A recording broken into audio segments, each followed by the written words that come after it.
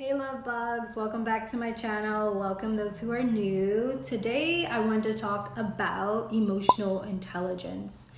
I think being in tune with your emotions and being in control of them, right? And how do we do that with being emotionally intelligent? Sounds like a fancy word, but I wanted to break it down to you guys. I also have my notebook, so I will be reading some of this stuff off.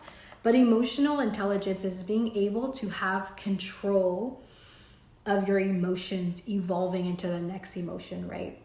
And I'll talk about the steps as we go along in this video. So I know your next question is like, well, how do we do this, right? This is something that can be strengthened. This is something that we could learn.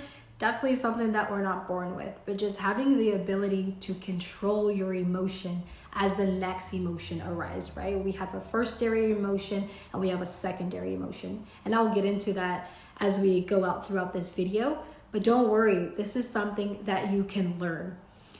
Having the ability to control your emotion until it gets to the next emotion is essential. Just like drinking water and eating healthy is essential, this is how we're able to have that mind, body, and soul connection and be able to find that contentment that we've all strived for. So step one, I want you to simply think of a situation that brings you some kind of negative emotion, whether it's anxiety, maybe it's depression, maybe it's a mixed emotion that you're unsure of. Give yourself some time. You can either do this throughout the video or you can do it after video once you learn the steps. And observe where you feel it in your body. Do you feel it in your heart? Is your heart start to populate? Are you starting to have, your skin is starting to feel cold or even feeling hot? I hear some clients say that their ears start to feel like they're burning. Where do you feel this emotion that you're feeling in your body?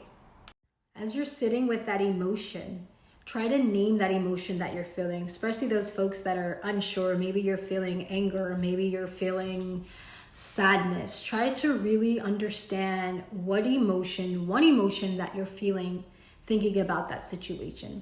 Now, this is something that you can do not just to think about a situation, and maybe you can't think about a situation. Maybe you've had an amazing week, amazing month, who knows, right? But when you're having a hard time throughout the week or throughout the month, come back to this video or write these steps down so you can become emotionally intelligent and learning the steps. So with that being said, please like, subscribe to my channel. So just in case you do gotta come back, you know where to come back to. I'm already easy access. So step 3. Hey, hang in there. We got 3 more steps to go. So I know some people like to speed through the videos, but I already got your attention somehow. So you might as well stick around for 3 more steps so you can be more emotionally intelligent or just learn how to be emotionally intelligent. So to increase your intelligence of your emotions, you need to ask yourself, will this situation harm me? Will this situation kill me? This is the key step to emotional intelligence. Questioning yourself will bring more awareness to your emotions.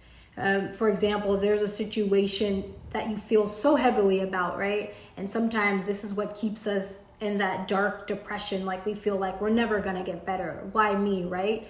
But when we start to question those emotions, we start to increase our awareness. We start to have that ability to talk back positive to ourselves, right? Use that positive self-talk towards ourselves. And that is key with being emotional intelligence. We know that this emotion is just very temporarily. The thing is, we have to fight it off so it doesn't go throughout our day, throughout our month.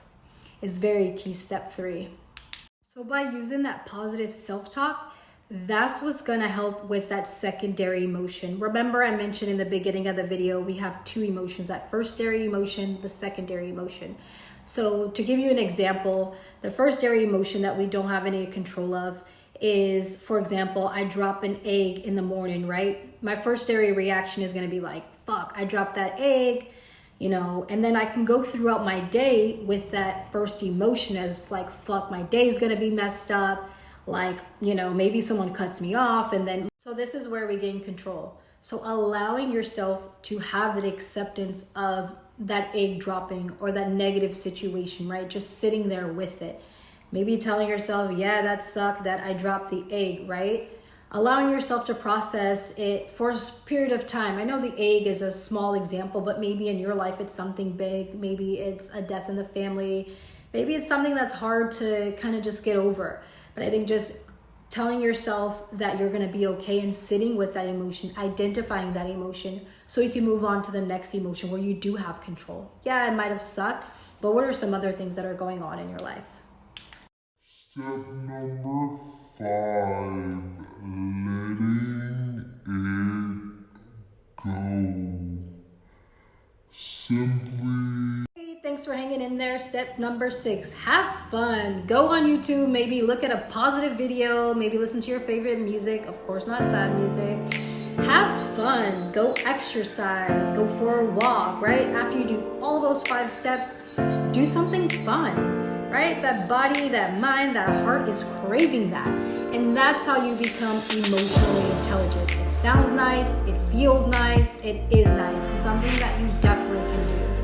Alrighty guys, stay tuned. Look out for my next video and hope you guys can like, subscribe, and share.